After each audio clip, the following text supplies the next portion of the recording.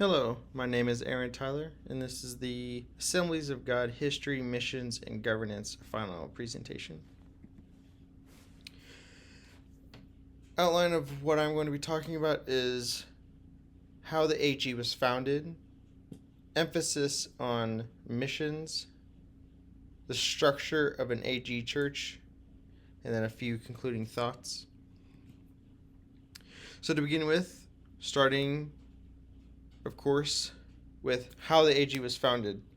It all began, of course, on Azusa Street revival in California during 1906 to 1909. That revival that broke out, that was the beginning of the Pentecostal movement. Following that, about 300 met in Hot Springs, Arkansas, to form what would become the Assemblies of God. They wanted to come together to form their doctrinal unity, to come together as one to form this new, what they would call a cooperative fellowship, which is a distinct difference from a denomination. They didn't want to be so much in that regard of what that kind of connotation came with. They wanted to be a fellowship of believers and a fellowship of churches under the new movement of what the AG would be, or what they would become.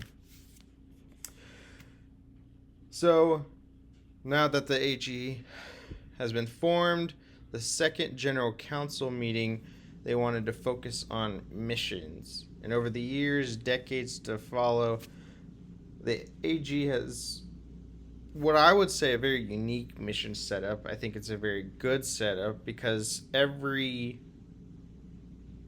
what I would say, age bracket has a missions emphasis. So you have BGMC, which is for the kids, Speed of the Light, which is done by the youth. You have Chi Alpha, which is a college missions. So you have your young adults are covered.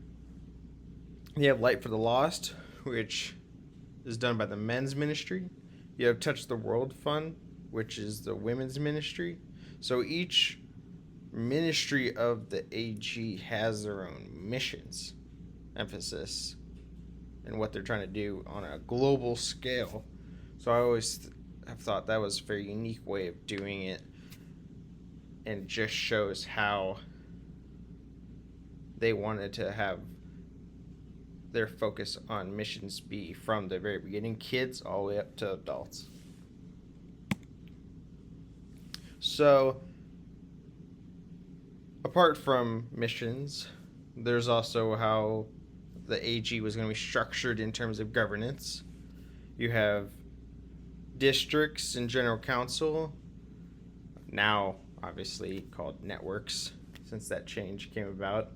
We have district churches, general council churches. You have your district churches, which are your smaller churches that need help being ran by the district because they're on such small scale. They're not large enough to even have their own board, so they need the district to come in and help make decisions and help govern that church. You have general council churches, which are your larger churches, big enough to have a board, that they have deacons that oversee decision makings and help run the church under the leadership of the pastor. Churches also have, well, the AG as a whole has bylaws and constitutions, but every church has their own bylaws and constitutions that follow along on a holistic scale of what the AG is, but also can be different from church to church depending on how they exactly want to run things, which I also think is a unique thing about the AG. Churches have a little bit of flexibility in how they kind of want to be ran. For example, like boards can be church members, or it could be outside counsel if they wanted to structure it that way a bit. So it allows a little bit of, like I said, flexibility on how they want it to be structured. So that's kind of like a brief how the AG is governed, and then how churches are kind of governed. So, in conclusion, a few final concluding thoughts. The AG is over 100 years old. It's going strong. Started in 1914. Almost basically 111 years old now. It's very missions minded. And I think that leads to the population now of the AG. Majority of members, vast majority of the members, are actually in other countries, not even in the United States. It is uniquely structured and governed, and I think that lends to how they want it to be a fellowship and not just a denomination.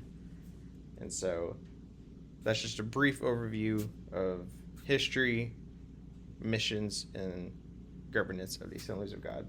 Thank you.